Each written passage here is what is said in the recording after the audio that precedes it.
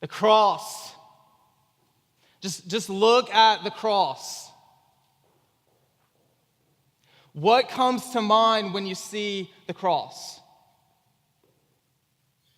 When you think of the one who is the most famous person to ever have died on a cross, when you think of our King Jesus, what comes to mind when you think of Jesus?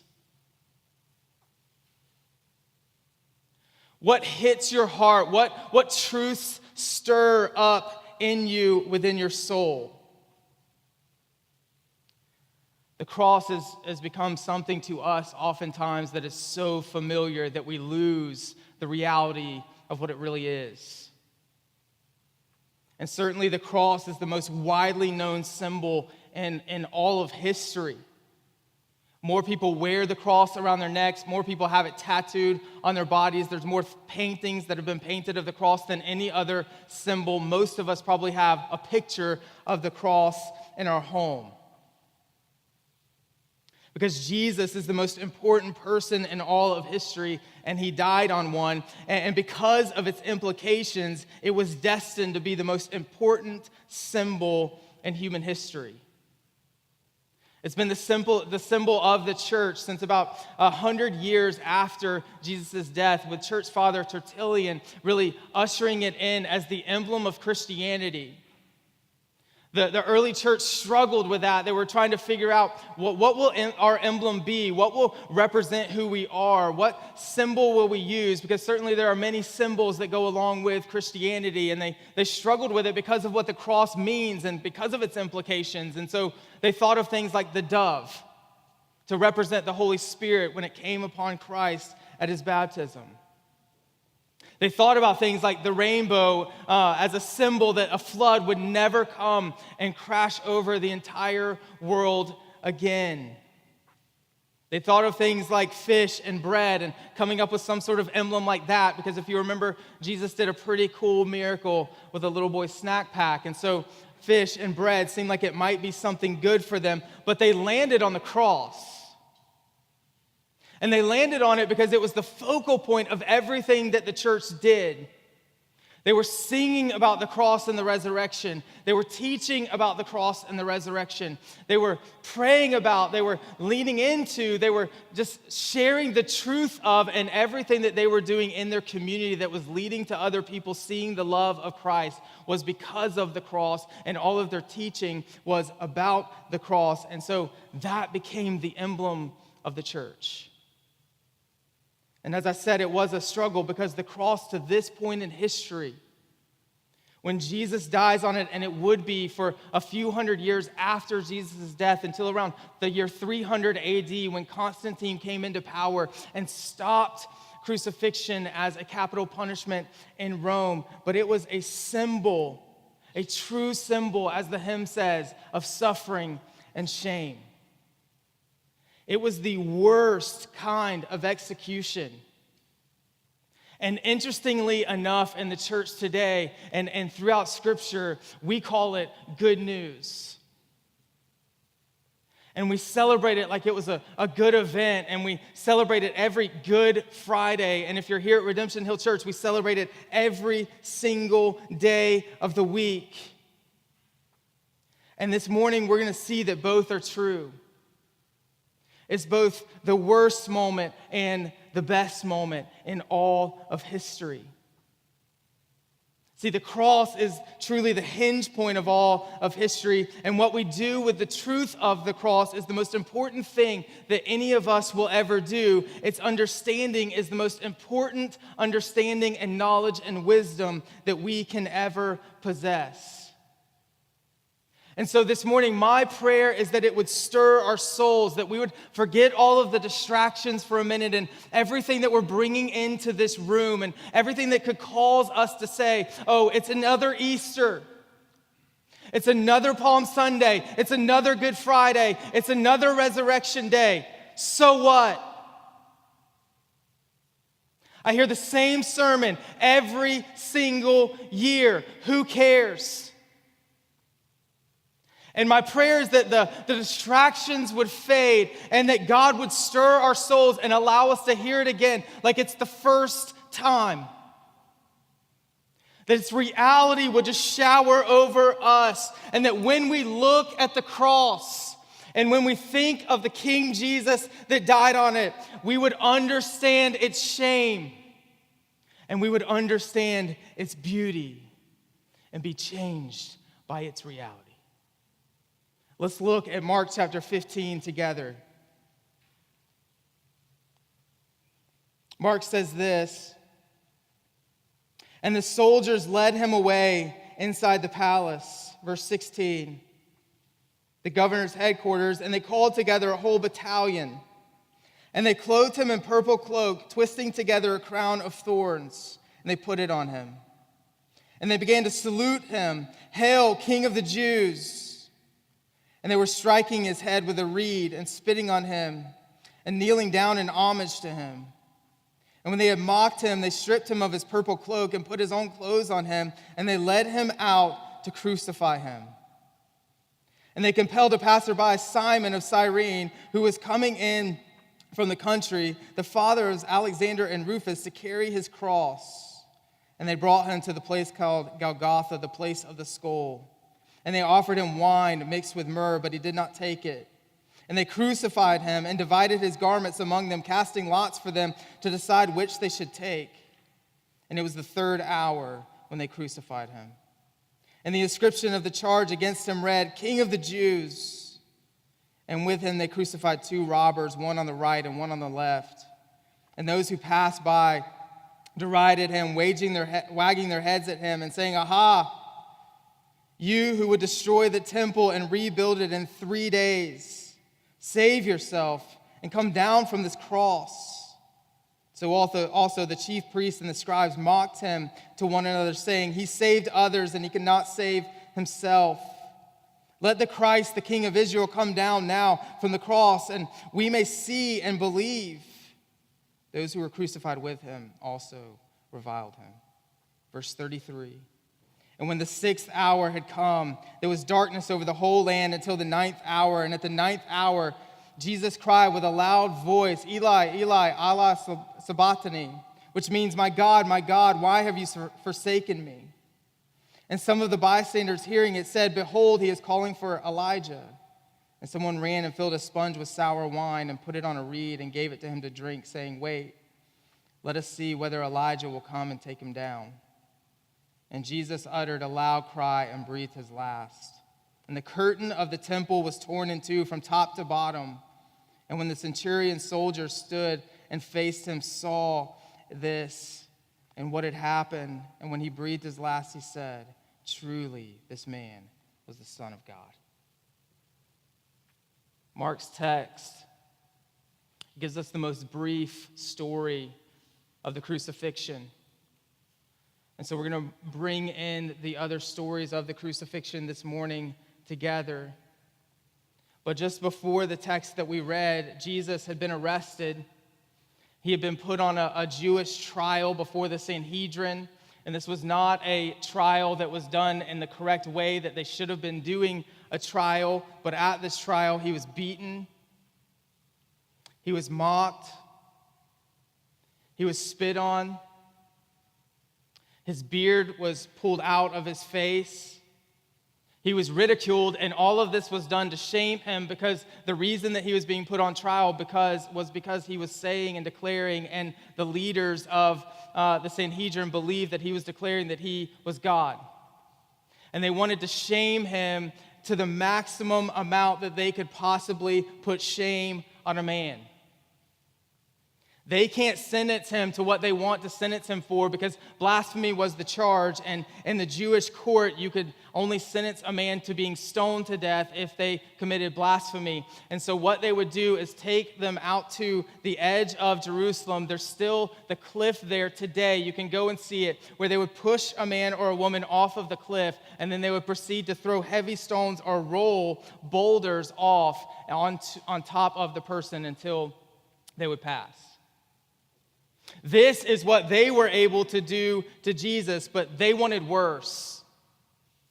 They want to humiliate him in a bigger way. They want a bigger statement than stoning, because if they were able to stone him for blasphemy, then that would send a message to the Jewish people. But they want more than that, because this movement that Jesus is bringing is bigger than the Israelite people. It's bigger than the Sanhedrin. So they want more. They want something bigger. They want a more gruesome statement. So stoning isn't going to happen. John actually tells us in his gospel that Jesus proclaims twice on 2 different occasions that he will not die from being stoned to death. And so Jesus knows it. He knows that the Jewish leaders don't desire to do that because they need a bigger statement of his death. And so they know why the Romans use the cross. They know why the Romans use execution by crucifixion. And the Romans would do this, and they took it from the Persians. The Persians would impale a person on a tree. The Romans took it and perfected it, and it was the most excruciating and painful thing that you could possibly imagine. In fact, the word excruciation comes from the word crucifixion. They mastered it. Josephus, a historian on the time, wrote that no one should ever desire to be crucified or desire to even see it. It is the worst kind of death, and it would essentially, he said, cause a person to puke if they watched it. Cicero said that no Roman citizen should even consider it or allow it to be thought of in their mind. That's how devastating it is. And the Romans used it as a total deterrent against anybody going against them. If you remember Spartacus in 71 BC, he was caught by the Romans and killed, and they actually crucified 6,000 of his men along a road that stretched 120 miles. And so if you got in your car right now and drove just past Raleigh going at the speed limit, then you would pass a human being hanging on a cross nailed to a tree every 105 feet. Difficult to stomach. This was common for the Romans to do because you did not want to do whatever that guy did to deserve that thing. There was another revolt of the Israelite people in 4 BC, right around the time that Jesus was born, where they did another mass execution of Israelite people. So Jesus grew up very familiar with this. He's probably seen this occur. Every Jewish boy would know exactly what this is. Everyone in Rome wanted to stay away from it. This is why the Israelite leaders desire the cross. Because if you see someone hanging on that emblem, then you would say to yourself, what did they do? I will not do that. They also knew and believed Deuteronomy 21:23, which says, whoever hangs on a tree is cursed. Every Jewish person would have known this verse, and every Jewish person would have held to it. And so for them to see Jesus hanging on a tree, for all of the Gentiles, they would say, I'm not doing what he did. And for all of the Israelites, they would say, Deuteronomy tells us that whoever hangs on a tree is cursed. And if you're cursed, you are not God. So for maximum opportunity to halt the movement of Jesus as God, they want the cross. And so in chapter 15, verse 1, Jesus is taken before Pilate. Luke's gospel says this, that Pilate sees nothing going on there. He can't find any wrong in anything that Jesus is doing that would encourage him to do anything to Jesus, let alone put him on a cross. And so he sends him to Herod. Because Herod's the leader of Galilee. He happens to be in town. Jesus is a Galilean, and so he just pushes Jesus off to Herod, Luke tells us. But Herod also finds nothing wrong with what Jesus has done or said, so he sends him back to Pilate. And Pilate then gives it one last sporting political try to save face. And in verses 6 through 15, you can see that it was a customary in this day that once a year, the governor would allow one prisoner to be set free during the Passover week, which we talked about last week. And he has a notorious criminal in the prison system named Barabbas. And so Pilate thinks to himself, if I can present to them Jesus and Barabbas and ask them, which one would you rather have set free? Which one would you rather roam your streets? The one who proclaims himself to be a king, who is helping and who is healing and who is teaching and who is loving and who is compassionate and who is doing good things for you? Or the one who is killing and the one who is stealing and the one who is in and out of prison all the time, who causes fear in the streets? Which one do you want? And the leaders had the people so worked up against Jesus that they cried out, we want Barabbas. We don't want Jesus. Crucify Jesus. Crucify Jesus. We want Barabbas. And so Pilate's idea doesn't work. And so he famously washes his hands of the situation and lets them do with Jesus what they want to do. He's going to have him scourged first, probably hoping that that would be enough and they would decide against crucifixion, but he's just washing his hands of the situation. This is Leadership 101. That when in doubt, don't have a backbone. When you know what is true, don't do what is right. When you know that people will look down on it, do what they want over what you know to be true. This is what Pilate does. He's an absolute coward in the face of what he should be doing in this moment. And he hands Jesus over to be scourged and then crucified. We don't see the scourging here, but we do see it in John. And in John's account in chapter 19, we see that Jesus is scourged. And what would happen when you would be scourged is that a man, and you could imagine Jesus here, and we'll use this stand as the pole, and Jesus' back would be to you, and a crowd just like you are gathered would be gathered around him, and he would be tied around this pole, and his back would be facing the soldiers, and generally there would be two soldiers, one on either side, and they would have a tool called the cat of nine tails. And that thing had a handle, and then it had 9 strips of leather coming off of it that were pretty good size. And on some of those strips of leather, there would be hooks made out of bone. And on the other ones, there would be rocks or pieces of metal that would be tied into the leather. And they would stand on either side, and they would lash the back of the man and take turns doing so. And those metal balls were designed to tenderize the meat when it would hit the man's back. The hooks then would go into the flesh. And so when you think of a whipping, you're not thinking of a whipping where someone's using a natural type of whip that we would think of in our mind, and it would go off of the back and kind of bounce off and leave a little red strip and maybe break some skin and cause some bleeding. This was designed to where most men didn't even make it past this moment. There would be 49 lashes generally. We don't know how many Jesus got, but 49 was kind of the custom. And so you can imagine this whip going across Jesus' back, the metal balls tenderizing his flesh, and then the hooks going into the flesh. And it would not be a complete toss straight through the back, but it would stop in the skin, and then they would literally have to rip the hooks out. This would happen 49 times. There's stories of this throughout history where men's muscle would be removed right off of their body, where ribs would go flying as they would jerk the cat of nine tails away from the man's flesh, where bone would actually be exposed.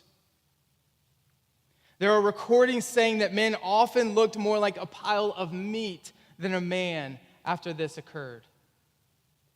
Psalm 22 actually tells us that Jesus' bones would be visible.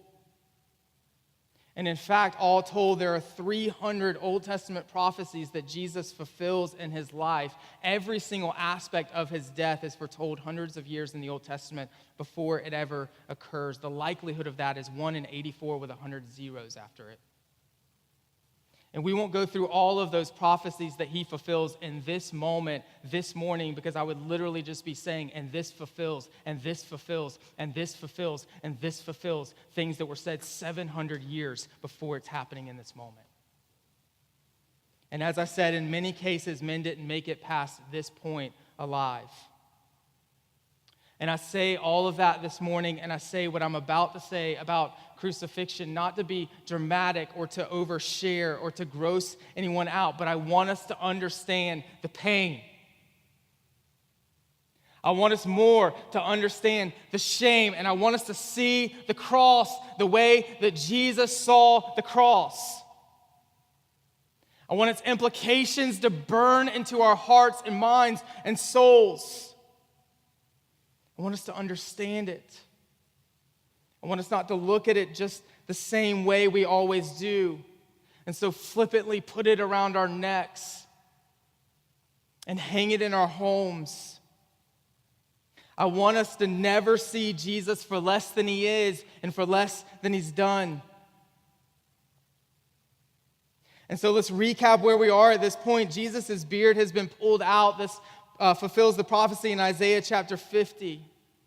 He's been punched, he's been slapped, so you can imagine that his face is completely swollen. Blood is coming from where his beard once was. Now his entire midsection is essentially ripped to shreds. It's easy to see in this moment, Isaiah 52:14, 700 years before Jesus came to die, that he would be beaten beyond human likeness. That when you see Jesus in this moment, you do not see the man who is preaching and teaching and healing and saving and caring and compassionate and walking from town to town, loving every single person that he met and caring for them as only the Creator could care for them. You see a man who looks like a pile of meat. After this, Mark says, a whole battalion of men, of soldiers, came into the courtyard. There would be 600 men. And they would gather around him, 600 of them, and they mocked Jesus. And they placed a purple robe upon his shoulders, and they put a crown of thorns on his head. And these thorns are not like a rose bush thorn. These thorns are sometimes upwards of 3 to 4 inches long, and they're tough. They're not easy to break. And so you can know that when that thing is pushed down onto a man's head, it actually penetrates into the skin. So they put the robe on him. They put the crown of thorns on him. And they cry out to him in mockery, "Hail, King of the Jews." Matthew's account says that they put a stick in his hand like a scepter. And after they mocked him for it, they took it and they beat him with it even further. They stripped off the purple robe and they put his clothes back on him so that when he got to the cross, the place of the cross, they would be able to strip those clothes off of him, because men would typically be crucified completely in the nude. And we'll see that they're actually going to cast lots for the clothes that he wears from this moment all the way up to Calvary, where he would be crucified. And in verse 20, they take him to Calvary, or Golgotha, the place of the skull. And if you go there today, you can look at the hill where this takes place, and you can actually, if you look closely, see stones that are kind of in the shape of a skull, and that's how it got its name. It's still there today. You would walk from this place to that place by way of the Via Dolorosa. It's a trail that's still there today. It's about a mile long from where Jesus would have been scourged to where he would be hung on a cross. And he was taken there to be crucified. And so right now, in this moment, I just want you to think for a moment, if you could just allow yourself to go there, of the pain that Jesus is going through. The shock. Doctors tell you that his body would probably be convulsing uncontrollably at times in this moment. Think about the shame that he would also be feeling. This is God. These are his creation. And all of this he's taking, and he's not fighting back, and he's not doing anything in return. He's feeling the pain. as people he created are trying to shame him to the maximum amount that a man can be shamed. And what he's on the way to do is much worse than what has already happened to him. And he knew exactly what was coming. Crucifixion was so bad that they wouldn't crucify anybody that was a Roman citizen. It was completely off limits for a Roman citizen. It was so bad that they would rarely ever crucify a woman, but when they did crucify a woman, they would often do it with her face towards the bar so that no one would have to see the agony upon her face.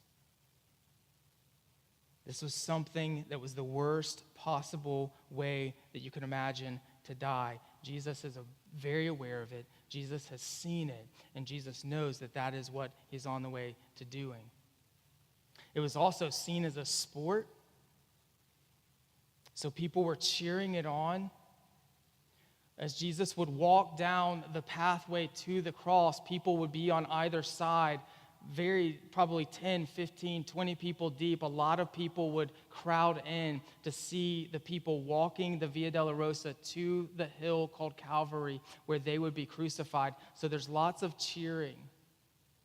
There's lots of mockery. There's lots of throwing things at people. They're betting on how long this man will make it, how much he might cry, what will he say, how angry can we get him? And they're casting bets. And in verse 20, I say that to say this. Mark just says, and then they led him to be crucified.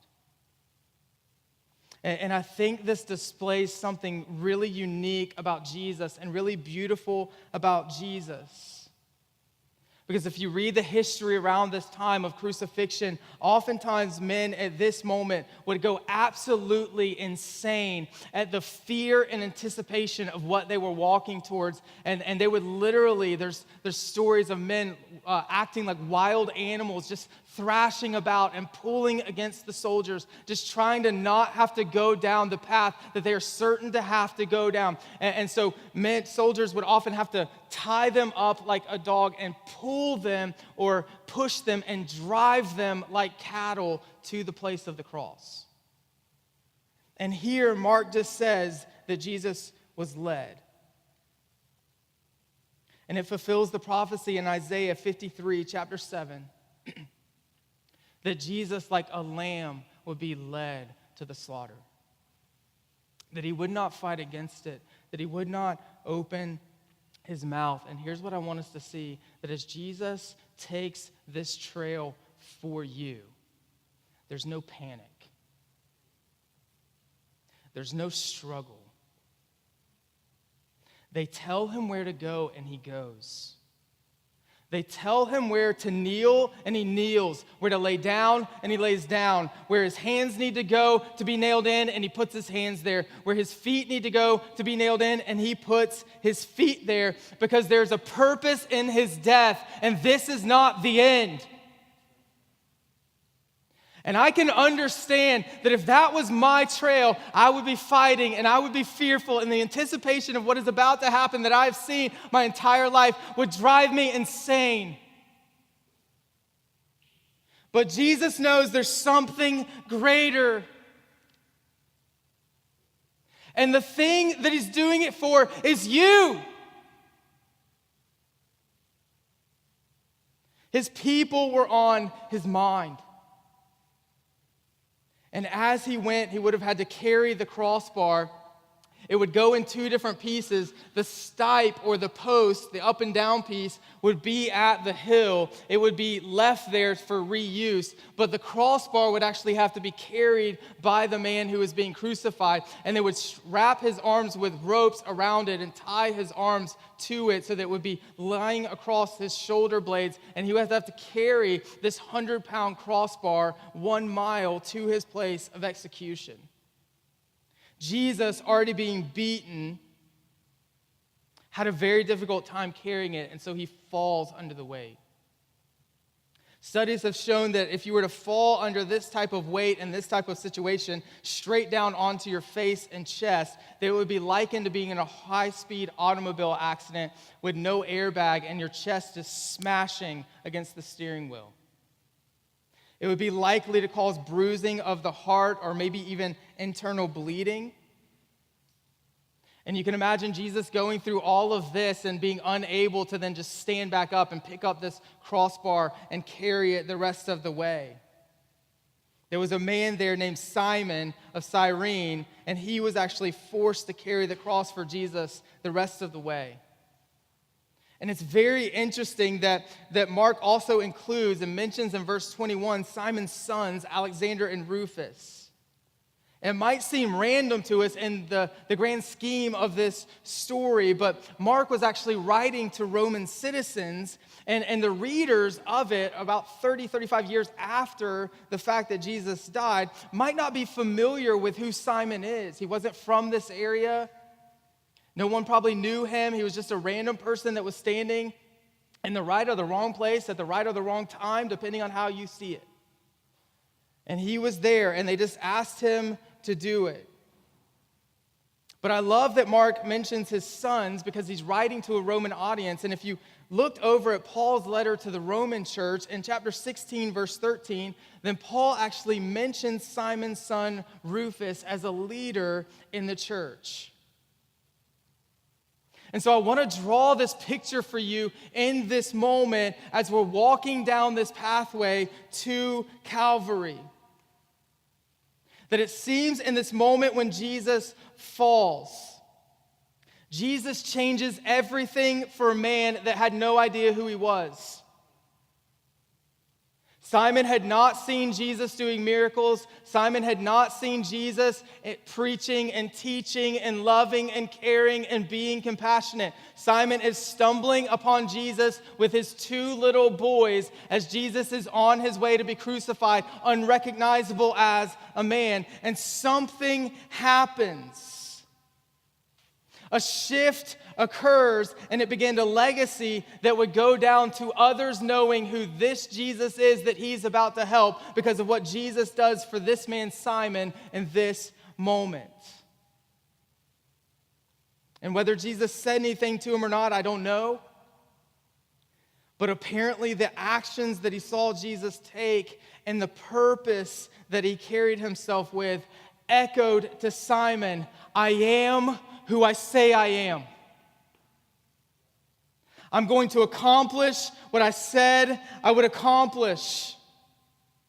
It's going to do this with others throughout this process as well, which we'll see. And his boys would have been very young at this point, but it seems that Dad placed his faith in a dying king because in the moment when he looked in Jesus' eyes, he understood something more is happening here. There's something deeper than a man dying. And I want you, if you can this morning, just to imagine for a moment that you are seeing Jesus fall and that you are the man Simon and that you are the one that is forced to carry his cross. And as you look into the eyes of Jesus,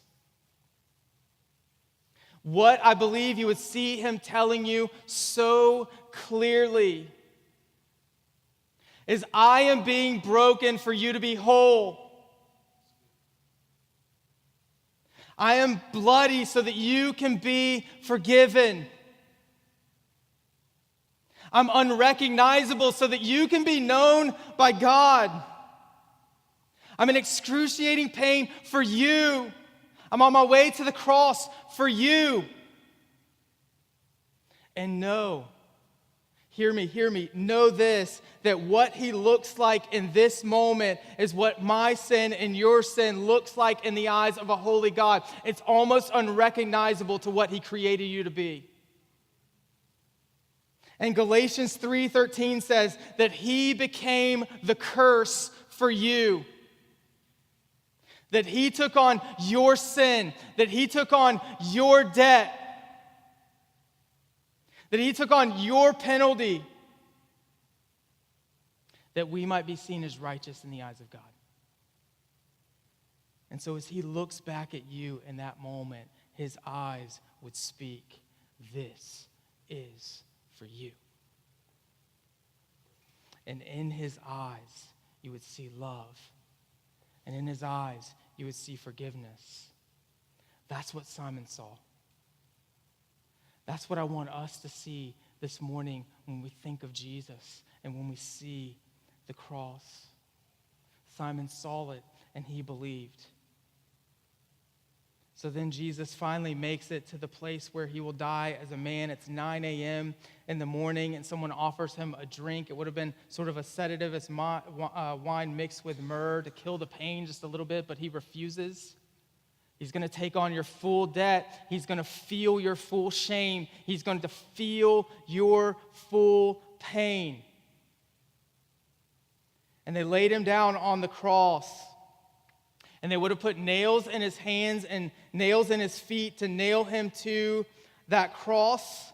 And then they would have lifted the cross off of the ground, and there would have been a hole that the post or the stipe would fall into, violently jolting the body of the man who was nailed to it.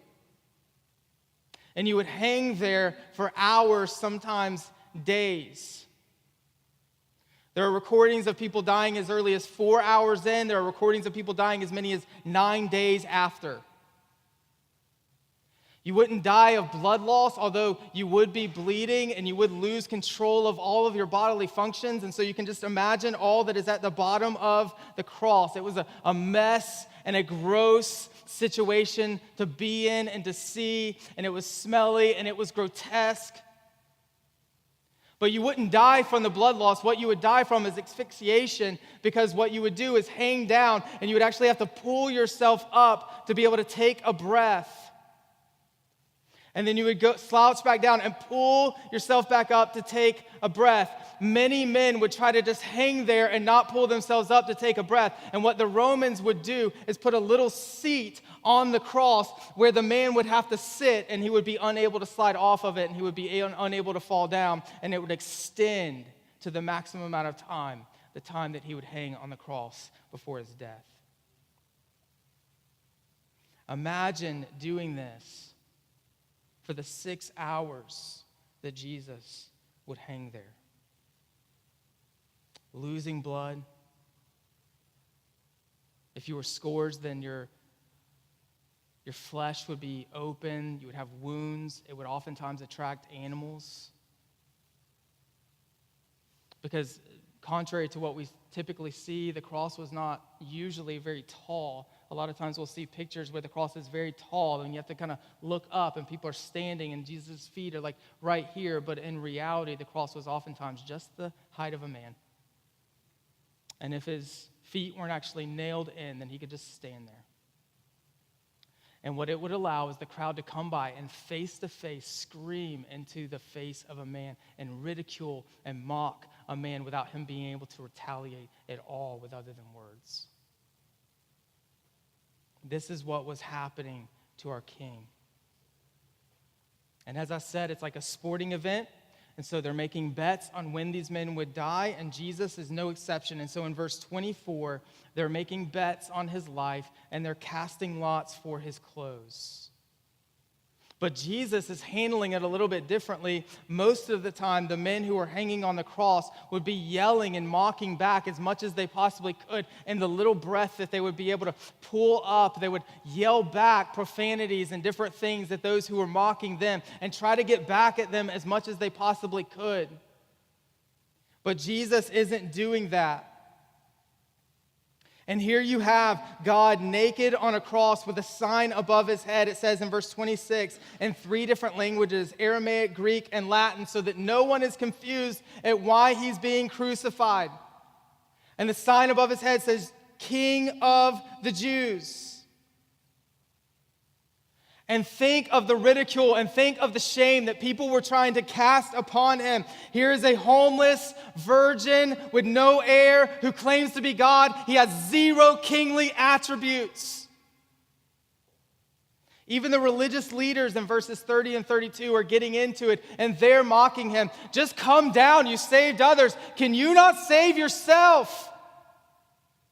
If you do, we'll praise you and we'll worship you as who you said you are. But Jesus knows that if I don't do this, if I am not silent, then you can't worship me.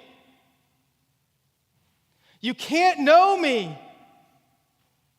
I'm doing this so that you might know me for who I am.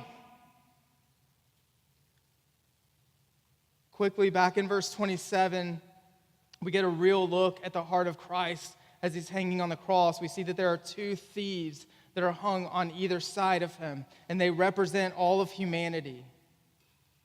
See, none of us deserve salvation. All of us deserve to bear our own shame. All of us deserve to bear our own punishment. All of us deserve to pay the penalty for our own sin. These men are representing us. But even in the midst of his death, he demonstrates why he is dying. And he reveals that what he is doing has greater purpose. He reveals that it is never too late to place your faith in Christ. He reveals that there is nothing too great to keep you outside of his salvation because of what he's doing for you in this moment. And one of them is shouting hateful things towards Christ. Both of them are mocking. And then suddenly one stops and one sticks up for Jesus. And he looks over at Jesus and he says, "Truly you are who you say you are." Luke's account says this, and Jesus turns back at him and says, "Today you will be with me in paradise." Jesus is still saving, even in this moment, on his way. While he's hanging, we'll see at the end the centurion, after he dies. Listen, he's the only way for salvation, but he is for all people of all languages, from all places, of all colors, of all backgrounds, of all religions, saving from all sins. Everything can be forgiven. And when the world says you have no value, Jesus says, this is for you. Even those here on death row cannot outsin the power of God's blood and grace. Jesus only says 7 things as everyone there is trying to humiliate him. As Judas has just betrayed him, as the disciples just ran from him, as Peter has denied him, as Pilate was a coward towards him, as the Jews wanted him dead, as the Romans are performing his death, as the people are mocking, those who demonstrate all humanity hanging beside him, the Roman guards casting lots against him and bets against him. He says, "Father, forgive them." And at noon, darkness fell over the whole land until 3 p.m., which is very significant because the darkness symbolizes the wrath of God for all of our sin coming upon Jesus. And I would submit to you that this would be the hardest part for Jesus. This would be the most painful thing. And this isn't where the pain hits his body, but I would submit to you that when he feels the sin of man come upon him and darkness falls to represent that, he is now actually feeling the shame. And at the 9th hour, Jesus cries out with a loud voice, my God, why have you forsaken me?" The full weight of our sin is upon him. Don't miss this. In this moment, he was forsaken so you can be accepted. But some thought that he was crying for Elijah, and he tried to give them some sour wine. And in verse 36, he doesn't take it. But they say, let's see if Elijah will come and take him down. But listen, Jesus didn't come to be saved. He came to save. And in this moment, everything that he came for had been accomplished. And so with his last breath, John tells us, he pulls himself up and he cries out, "It is finished!" And he yielded his spirit. Listen to me, he didn't die from his injuries. He died because what he came to accomplish was accomplished.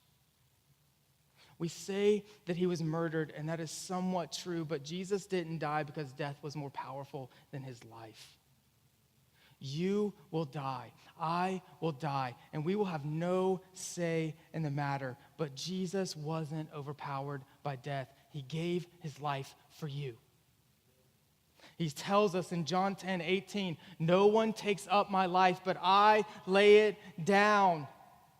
And so he experienced our wrath so that we might receive his grace. He was forsaken that we might be accepted. He was killed that we might say, nothing can separate me from the love of Christ.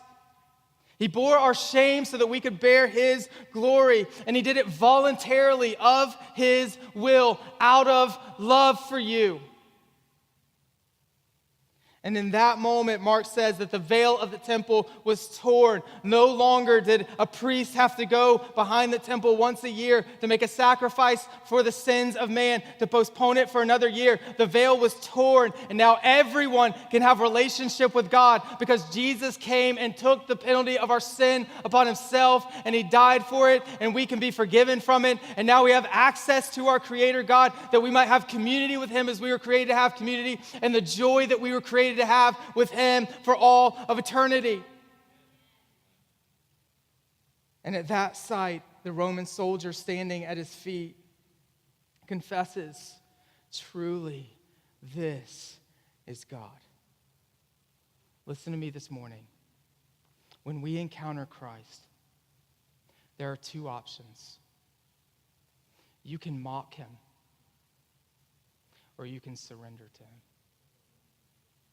You can mock him with your life by saying, I will do it, I will make it, I will accomplish it, I will achieve it. Everything that I need, I can do. And that's mocking in the face of a Savior who says, I am God, and I had to do this for you so that you could have what I created you to have.